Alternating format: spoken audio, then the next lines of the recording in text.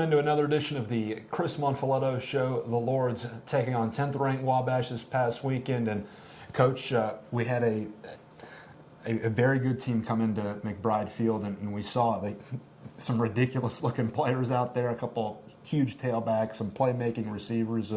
What did you make of your team's play, and where can we build off of playing one of the best teams in all of Division III? Yeah, I mean, they're a great football team. I mean, we have the fortunate ability to play a lot of great football teams, and they're certainly one of the best that we'll see on the schedule this season. So, it was if you take out the third quarter of the football game, I thought we did okay with the kids that we have versus the kids that they had. I mean, we had the ball for 10 minutes in the second quarter. We possessed the ball for longer than any other team that they played against this season, and I thought we gave ourselves the best opportunity to be competitive. And the final score doesn't indicate that, but I thought that we were pretty competitive throughout the course of that game. For all the teams that we've seen come here to Gambier, I thought Wabash's quarterback, that Putco guy, he seemed to have the best feel of any quarterback we've played against. A lot of touch on his passes and could get it out there. What was kind of our mindset going in against a team that could run the ball and throw the ball pretty well? Yeah, I mean they've run the ball so well that you have to load the box and make sure that they don't crease you in the run game, and obviously that leads you in man-to-man coverage at times, and he was able to take advantage of that. I mean, he's a great quarterback on a great team, and he's got great players around him, so he's a really impressive kid.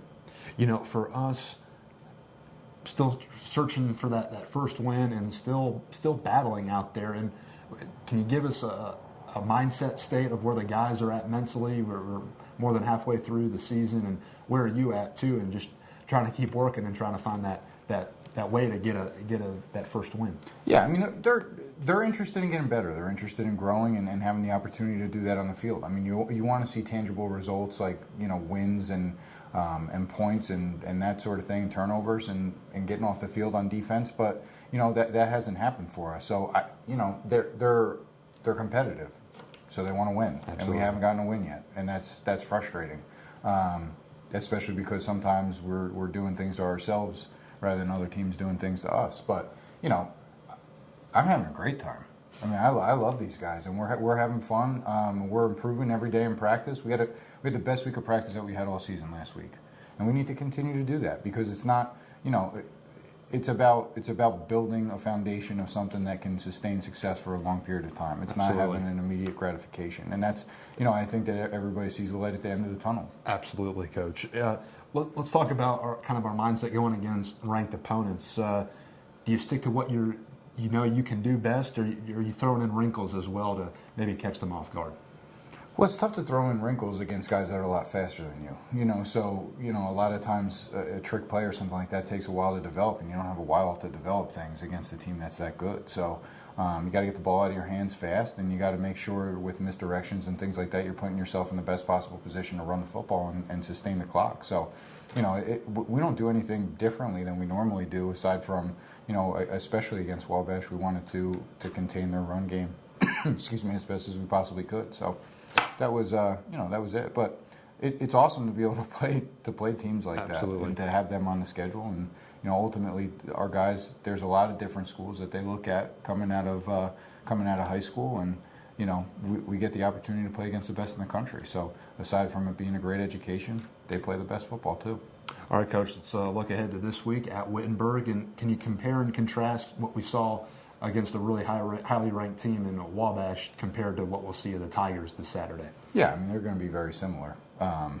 Wittenberg likes to throw the ball a little bit more, but other than that, from a size standpoint, from an athletic standpoint, from a speed standpoint, I think Wittenberg's like 13th in the country and Wabash is 10th, so there's not much of a difference. But Wabash is a little bit older and more mature than Wittenberg is. They lost a couple people in the offseason, including their quarterback and guys like that. But they have a lot of guys on the team that they can rotate in. They have a lot of depth, and they're a great football team, and they're well coached, and that's why they are where they are right now. All right, Coach. Again, the Lords traveling to Wittenberg this Saturday at 1 o'clock, and we'll have coverage on athletics.kenyon.edu afterwards following the Lords game. All right, time to go now out of bounds with Coach Monfiletto. Halloween's approaching.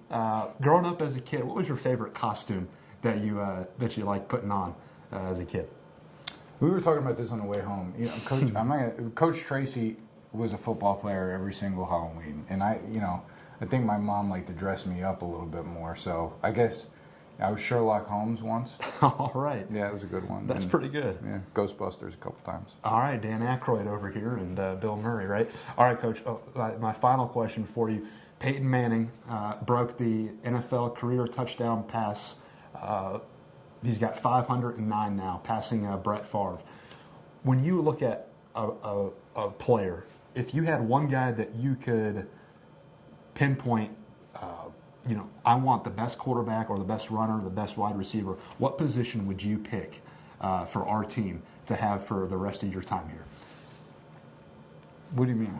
Which position would you want on the field to be the best player for us? Oh, the quarterback. I coach the quarterbacks. Okay, of course. It's right? an easy question. Yeah. Well, That's a selfish answer. And a really easy question.